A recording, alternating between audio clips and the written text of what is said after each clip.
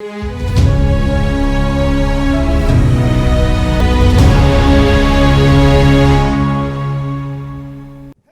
दोस्तों, राजनीति की बातों में आपका स्वागत है। मैं हूं आपका दोस्त धर्मेंद्र कंवारी। दोस्तों, पॉलिटिक्स ऑफ चौधर में आज से हम हरियाणा के सियासी घरानों की राजनीतिक यात्रा को एक एक करके जानते जाएंगे। सबसे पहले आज हम बात करते हैं हरियाणा के सबसे पुराने और सबसे लंबे चलने वाले राजनीतिक घराने की। आप सबको उनका नाम पता है, चौधरी देवीलाल के परिवार। दोस्तों, चौधरी देवीलाल के परिवार का चुनावी इतिहास करीबन 85 साल पुराना हो चुका है और इस कालखंड में इस परिवार के 10-11 सदस्य 75 से भी ज़्यादा चुनाव लड़ चुके हैं। चौधरी देवीलाल का परिवार राजनीति में उनके परिवार से ही उनके नाम से ही जाना जाता है। हालांकि उनसे पहले उनके जो बड़े भाई थे चौधरी साबराम जी, वो 1938 में एक उपचुनाव जीतकर पंजाब विधानसभा में प्रवेश पा चुके थे। साबराम जी 1946 के विधानसभा चुनाव में भी विजयी हुए थे। 1952 और 1956 के विधानसभा की बजाय वो विधान परिषद के सदस्य बने थे और 1972 में उन्होंने फिर से विधानसभा का चुनाव लड़ा, लेकिन इस दफा वो चुनाव हार गए। और इसके बाद शुरू होती है चौधरी देवीलाल के परिवार की चुनावी राजनीति की। चौधरी देवीलाल की चुनावी राजनीति 1952 से शुरू होती है दोस्तों, और उसका अंत 1999 में राज्यसभा की सदस्यता से होता है। 17 साल की चुनावी राजनीति में चौधरी देवीलाल ने विभिन्न सदनों में 22 चुनाव लड़े, जिनमें से 12 चुनाव में उनको जीत हासिल हुई। चौधरी देवीलाल के 4 बेटों में से 3 प्रताप सिंह चौटाला, ओम प्रकाश चौटाला और रणजीत सिंह चौटाला राजनीति में इसके बाद सक्रिय हुए। चौधरी प्रताप सिंह ने 1967 में इलाहाबाद विधानसभा से पहला चुनाव लड़ा। चूंकि 1968 में मध्यावधि चुनाव हो गए तो वो मुश्किल 7 महीने विधायकी का सुख भोग पाए। इसके बाद में उन्होंने 1982 और 1987 में भी रोड़ी से विधानसभा का चुनाव लड़ा, लेकिन दोनों ही दफा वो पराजित हुए। लेकिन किसी न किसी तरह वे आजीवन हरियाणा की राजनीति में बहुत चर्चित और प्रासंगिक वो रहे।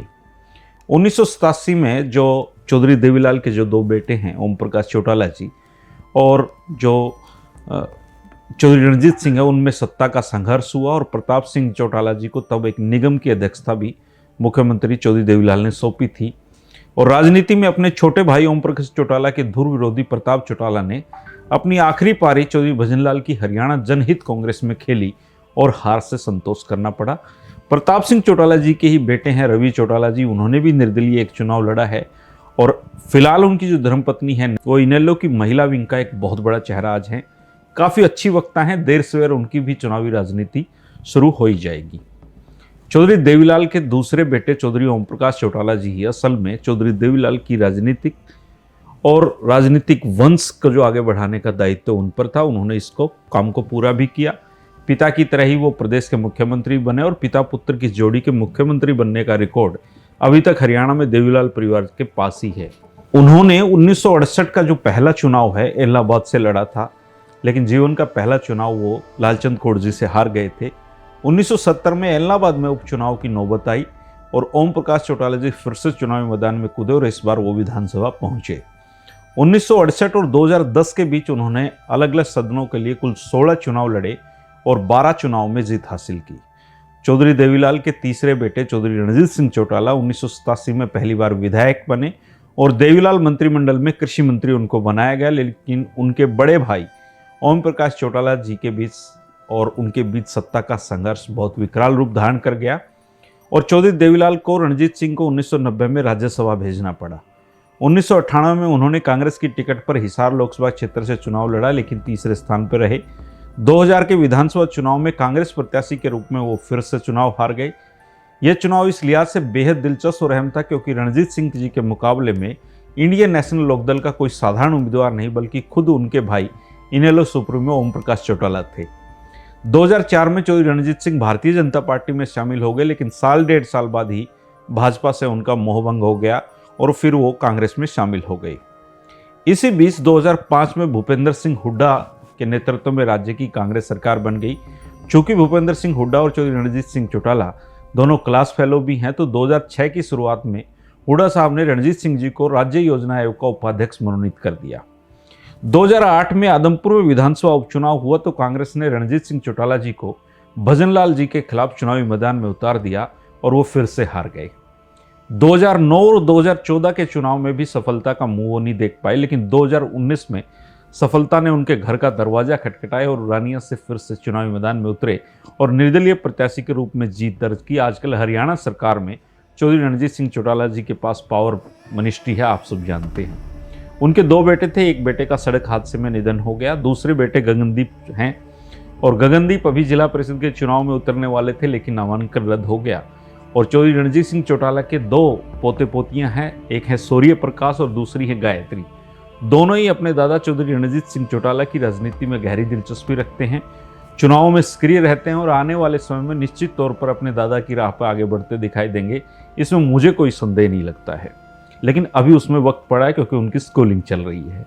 चौधरी देवीलाल के चौथे बेटे जगदीश चंद्र जी राजनीति से हमेशा दूर रहे, राजनीति से उनको बहुत परहेज था। पिछले कुछ वर्षों में से उनके दो बेटे अनिरुद्ध चौटाला और आदित्य चौटाला ने राजनीति में पदार्पण किया है। इन दोनों की राजनीतिक धारा इनेलो की राजनीति से बिल्कुल अलग है, लेकिन वे खुद को चौधरी देवीलाल और उनकी नीतियों के एकमात्र अनुयायी होने का दावा करते हैं। दिलचस्प ये भी है कि दोस्तों दोनों अपने नाम के पीछे देवीलाल लिखते हैं। आदित्य देवीलाल भाजपा से जुड़े हुए हैं और उनके खाते में एक बड़ी उपलब्धि तब दर्ज हुई थी जब उन्होंने जिला परिषद के चुनाव में अभय सिंह चौटाला की पत्नी कांता चौटाला को हराया था। चौधरी देवीलाल की धारा के विपरीत चल रही इन युवाओं की राजनीतिक भविष्य की क्या शक्ल धारण करेगी, ये तो वक्त बताएगा। आदित्य चौटाला एक विधानसभा का चुनाव भी भाजपा की टिकट पर लड़ चुके हैं, उनको सफलता नहीं मिली है, लेकिन दोनों जो राजनीति है उसमें काफी कोशिशें कर रहे हैं। चौधरी देवीलाल की तीसरी पीढ़ी के वास्तविक प्रतिनिधि ओम प्रकाश चौटाला जी के बेटे अजय सिंह और अभय सिंह हैं। अजय सिंह की चुनावी राजनीति हरियाणा से शुरू नहीं हुई दोस्तों, बल्कि उन्होंने जीवन का जो पहला चुनाव है वो जनता दल उम्मीदवार के रूप में 1990 में राजस्थान के दातारामगढ़ विधानसभा क्षेत्र से लड़ा था और ये चुनाव उन्होंने जीता था। 1993 में भी वो राजस्थान के इंदौर विधानसभा क्षेत्र से विजयी हुए थे। 1998 में अजय सिंह ने भिवानी लोकसभा क्षेत्र से ताल ठोकी, क्योंकि चौधरी देवीलाल का ये कहना था कि चुनाव लड़ना है तो कहीं से भी लड़ लो, लेकिन नेता बनना है तो भिवानी जाओ। चौधरी बंसीलाल के बेटे सुरेंद्र सिंह ने उनको हराया।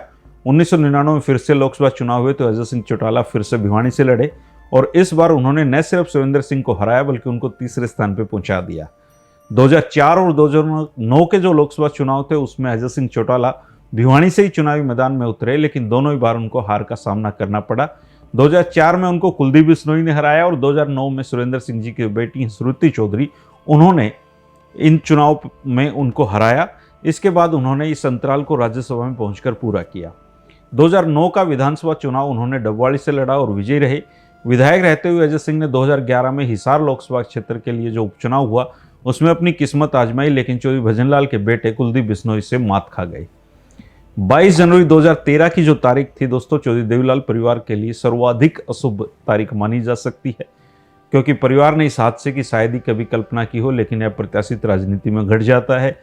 सीबीआई कोर्ट ने पूर्व मुख्यमंत्री ओम प्रकाश चौटाला और अजय सिंह को शिक्षक भर्ती घोटाले में 10 साल की सजा सुना दी और 1 दशक के लिए दोनों को तिहाड़ भेज दिया। हरियाणा के इतिहास में यह पहली घटना थी जब किसी पूर्व मुख्यमंत्री को जेल में जाना पड़ा हो।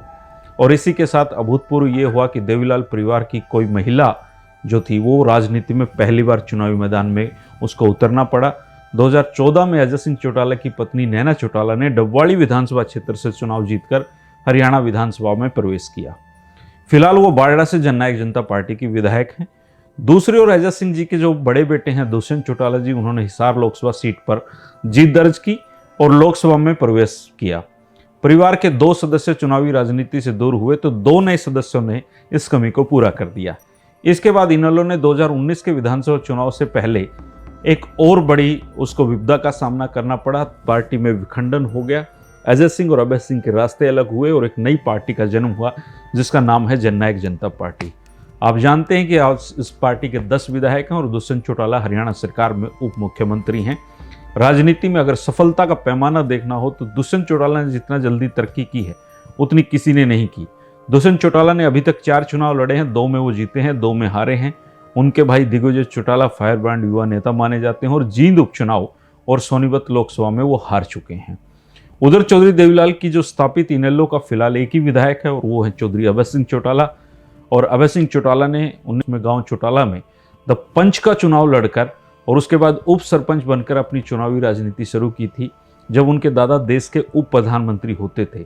लेकिन विधानसभा का पहला चुनाव उन्होंने 1998 में राजस्थान के संगरिया क्षेत्र से लड़ा, लेकिन अपने बड़े भाई अजय सिंह चौटाला की तरह सफलता हासिल नहीं कर सके और इस चुनाव में वो तीसरे स्थान पर रहे। साल 2000 में उन्होंने रोडी विधानसभा क्षेत्र से उपचुनाव लड़ा और इसमें बहुमत से जीत दर्ज की।